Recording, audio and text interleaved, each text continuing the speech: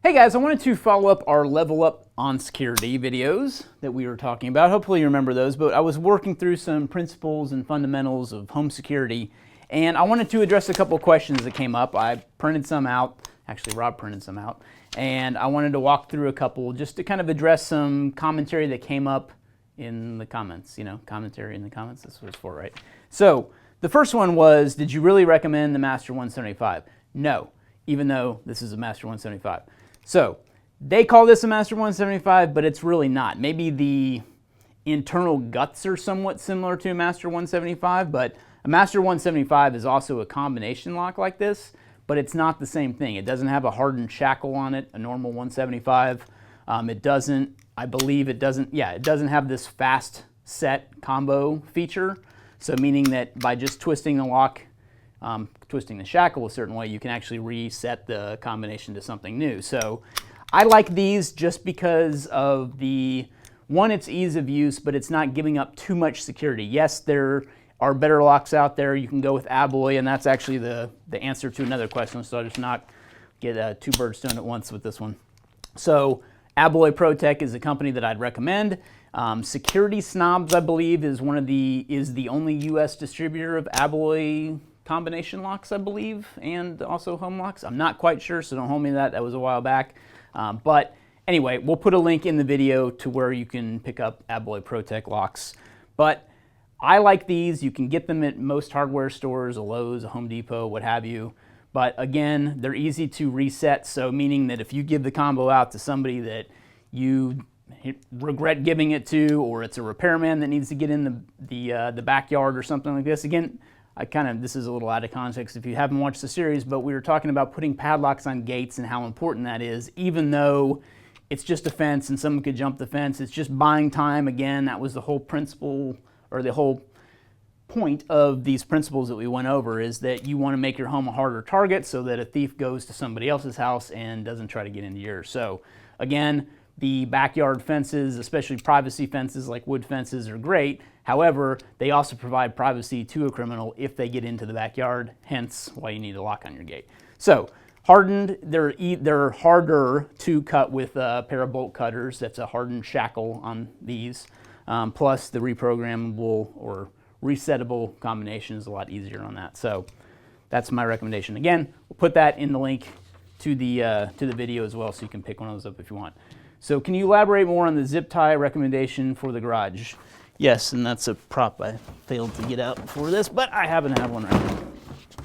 So these are our old security seals that we used to carry, but these are the type of things that I would normally recommend, and this is just basically what's on a fire extinguisher. That's kind of what this is. It's easy to break away, so meaning, but just by even twisting this, I can break it. So it's very easy to cut away.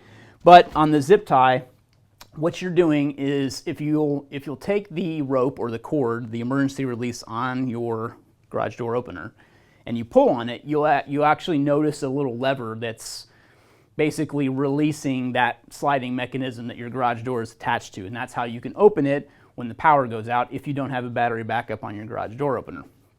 All the modern ones now that you're getting, I just had to replace mine recently, and now has a battery backup, which I think is a pretty cool feature, but not all of them have that right now.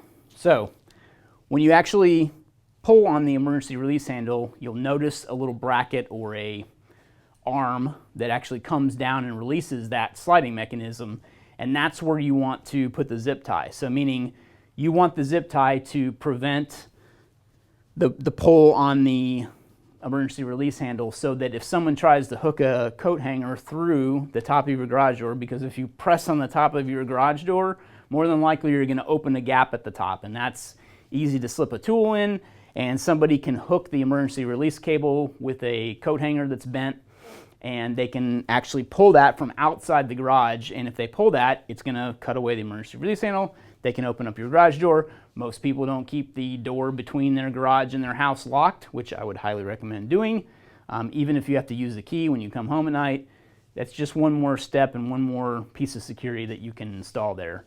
Some people like to recommend putting a padlock on the inside of your garage door, and if you don't open your garage door on a daily basis. I would recommend that too if you go on vacation. You can lock out the garage door. Some garage door openers, you can actually hold down a security function and it will disable any, opener from being able to open that garage door from the outside. And the lock is sometimes put on the inside so that the garage door doesn't open. So, enough of that one. How high do you think my camera budget is? I have no idea. Was that like, do you want me to answer that one? Or? Cost for peace of mind. Cameras are expensive. However, you can get dummy cameras on eBay and they're probably just as effective. You won't be able to necessarily watch the footage from, not being at your house or even when you're in your house because they're dummies. But, if you get something with a flashing red light on it, maybe you replace the battery twice a year or something like that. Just having a camera is a visual deterrent to somebody as well.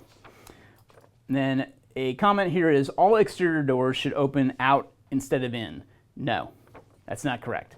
So exterior doors typically do open inwards. They don't open outwards because if they open outwards, the hinges would be on the outside. Some commercial doors do have that because they have welded hinges that you can't just tap out with a punch and a hammer. So if you look at most normal hinges on house doors, if you push something into the bottom of the hinge and tap, that pin just comes right out and you could technically take the whole door off the house without ever unlocking the door, and that's a bad thing. So I would highly recommend the hinges on the inside, and that's probably the only way you're going to get them on exterior doors in homes, and that's what we're talking about, home security. So that's it. Answered the lock company question already. So if you have follow-up questions to anything that I said and you want to rebuke some more questions or start the comment thread, maybe that's the wrong thing to say. Don't post any comments.